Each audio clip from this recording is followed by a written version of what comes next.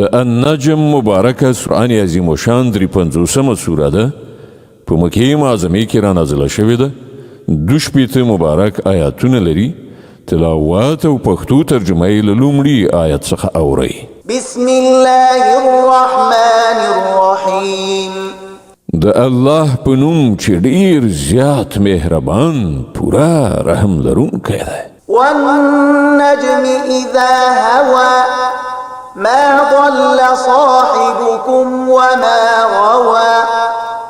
وما ينطق عن الهوى قسم دی په ستوري باندې کله چې هغه پریوت ستاسې ملګری نه بېلارې شوی دی او نه په سرغړاوي سره سمه لاره پریښې ده هغه له خپل نفسي خواهش نه خبرې نه کوي إن هو إلا وحي يوحى علمه شديد القوى ذو مرة فاستوى وهو بالأفق الأعلى ثم دنا فتدلى فكان قاب قوسين أو أدنى دا قرآن خو یو وحی ده چې پر هغه نازلیږي برلاسه ځواکمن یعنی جبرائیل علیه السلام دته هغه قرآن ښودلی چې د ښکلې څیرې خاوند دی نو هغه راغی او د لمر خاته پورتنیو آفاقو کې ودرېد بیا نږدې راغی او پاس ځوړند شو تر دې پورې چې د 2 لیندیو برابر یا له دې نه څه کمه فاصله کې محمد ته نږدې پاتې شو فأوحى إلى عبده ما أوحى هله نو هغه د الله بنده ته وحی ورسوله هره وحی چې هغه ته رسیدونکې وه ما كذب الفؤاد ما رأى سترګو چې څه ولیدل زړه په هغه کې دروغ ګډ نه کړل أفتمارونه على ما يرى نو آیا تاسې په هغه شي باندې له هغه سره شخړه کوئ چې هغه یې په سترګو ویني ولقد رآه نزلة أخرى عند سدرة المنتهى عندها جنة المأوى بېشکه چې د یو بل وار هم جبرائیل پر راښکته کېدلو لیدلی و د سدرة المنتهى سره هغه ځای چې نږدې ته یې د مسلمانانو د اوسېدو جنت دی إذ يغشى السدرة ما يغشى ما زاغ البصر وما طغى لقد رأى من آيات ربه الكبرى په هغه وخت کې پر سدره باندې غوړېدل هغه څه چې غوړېدل د هغه محمد سترګې ونه ګرځېدلې او نورو شیانو ته یې ونه کتل او هغه د خپل پروردګار لویې نښانې ولیدلې أفرأيتم اللات والعزى ومناة الثالثة الأخرى اوس لږ ووایي تاسې کله د دغه لات او د دغه عزا او د دریم دغه بل بت منات پر حقیقت باندې څه غور کړی دی ألكم الذكر وله الأنثى آیا زامن ستاسې لپاره دي او لوڼې د خدای لپاره تلك إذا قسمة ضيزى دا خو ډېره ناحقه او غیر عادلانه ویشل شو إن هي إلا أسماء سميتموها أنتم وآباؤكم ما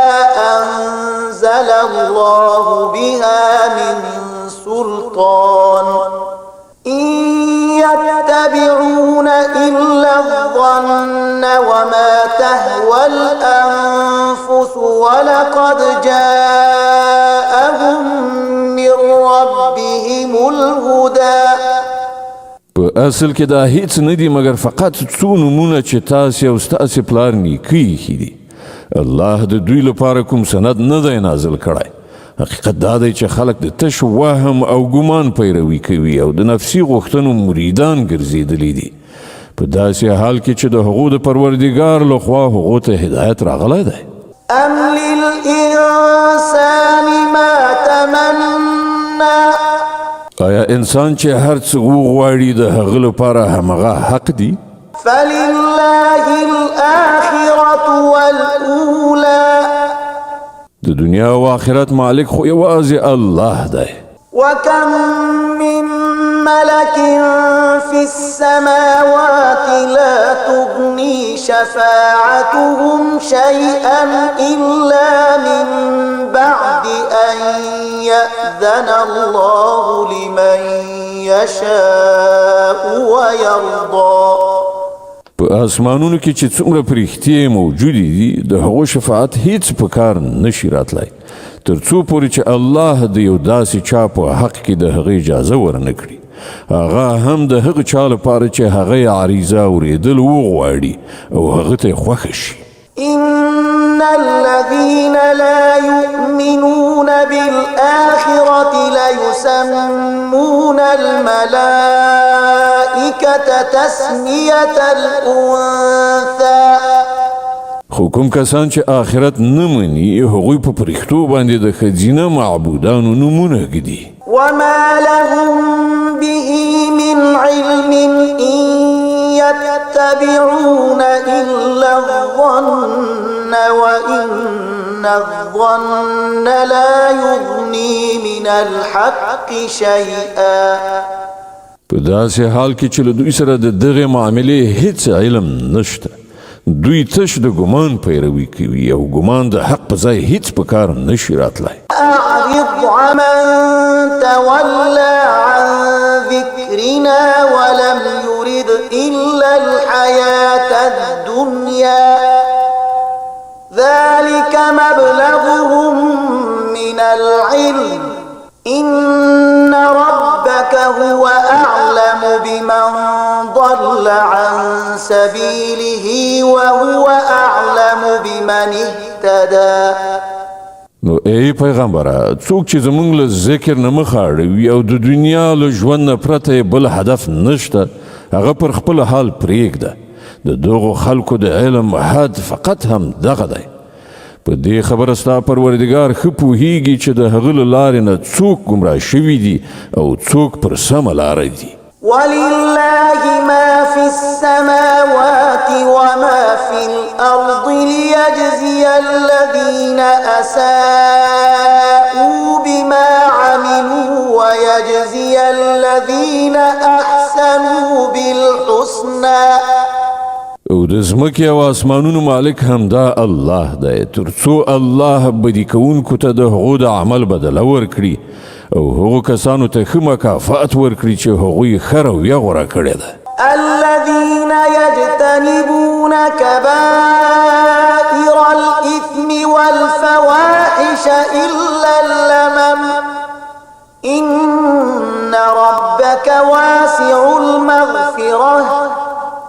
هو أعلم بكم إذ أنشأكم من الأرض وإذ أنتم أجنة في بطون أمهاتكم فلا تزكوا أنفسكم هو أعلم بمن اتقى. هغه کسان چې له لویو ګناهونو او ښکاره څرګندو ناوړو افعالو څخه ډډه کوي مګر دا چې څه قصور یعنې کوچنی ګناه ترېنه صادره شي په دې کې شک نشته چې ستا د پروردګار د بښنې لمن ډیره پراخه ده. هغه پر تاسې له هغه وخت نه ښه پوهیږي چې کله هغه له ځمکې نه تاسې پیدا کړئ او کله چې تاسې لا د خپلو میندو په ګېډو کې خام ماشومان یعنې د جنین په توګه وئ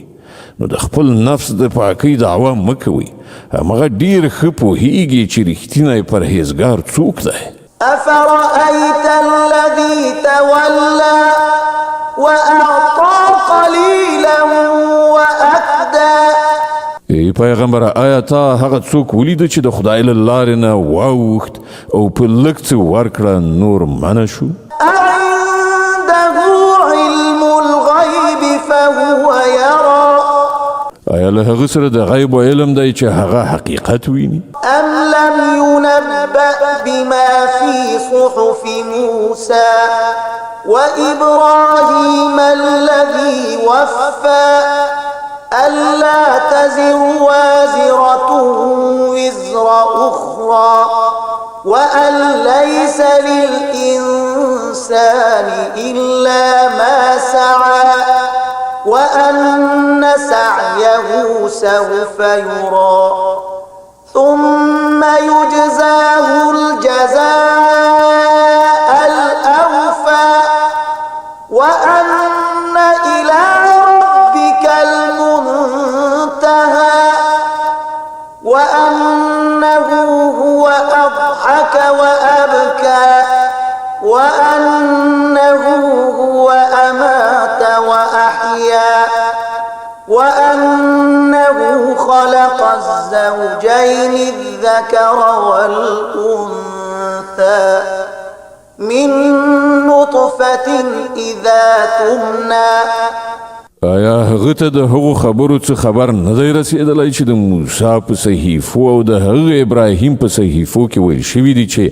ژمنه یې ادا کړه دا چې هیڅ پیټی اخیستونکی به د بل پیټی وانخلي او دا چې د انسان لپاره هیڅ نشته مګر هغه چې هغې سایه کړې ده او دا چې د هغه د سایه حاصل به ډیر ژر ولیدل شي او د هغې پوره بدله به هغه ته ورکړه شي او دا چې په پای کې ورتګ ستا همدا پروردګار ته دی او دا چې همغه تعالی وخندول او همغه وژړول او دا چې همغه مرګ ورکړه او همغه ژوند وباخه او دا چې همغه د نر او ښځې جوړه پیدا کړه له یو څاڅکي یعنې نطفې نه کله چې هغه څڅول کیږي وأن عليه النشأة الأخرى وأنه هو أغنى وأقنى وأنه هو رب الشعرى وأنه أهلك عادا الأولى او دا چې بیا ژوندي کوله هم د همغه پر ذمه دی او دا چې همغه بډای کړ او شتمني یې ورکړه او دا چې همغه د شعرا د ستوري رب دی او دا چې همغه لومړنی عاد هلاک کړ وثمود فما أبقى وقوم نوح من قبل إنهم كانوا هم أظلم وأطغى او سمود داسې له منځه یووړ چې له هغو نه هیڅوک باقي پرې نه ښود او له هغو نه مخکې د نوح قوم تباه کړ ځکه چې همغوی ډیر سخت ظالمان او سرغړونکي خلک والمؤتفكة أهوى فغشاها ما غشا او هم د لوط د قوم پر بل مخ اړول شوي ښارونه یې ښکته راوغورځول